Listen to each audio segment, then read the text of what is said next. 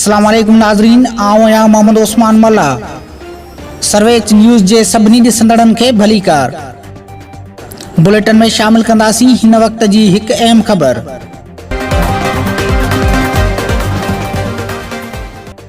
नाज़रीन, तव्हांखे सरारी मां अहम ख़बर खां आगाह कंदा हलूं त ॻोठ लीमे रिंद जो चङो मुड़ुस ज़मींदार कलंदर बख्श उर्फ कारू रिंद पाण मथां पिस्टल जा फायर करे ज़िंदगीअ जो ॾीओ उजाए छॾियो।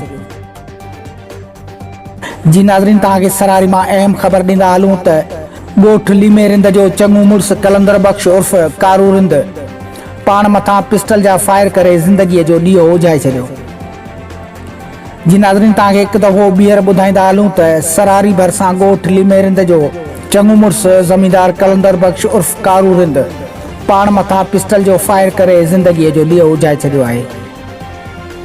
सरारी भरिसां ॻोठ लीमे रिंद जे चङे मुड़ुस ज़मींदार कलंदर बख्श उर्फ कारू put लीमू Rind Nawab Shah B section थाणे जे हद अफ़ज़ाल शाह टाउन में पंहिंजे घर अंदरि पाण मथां पिस्टल जो फायर करे ज़िंदगीअ जो ॾीओ उजाए छॾियो आहे।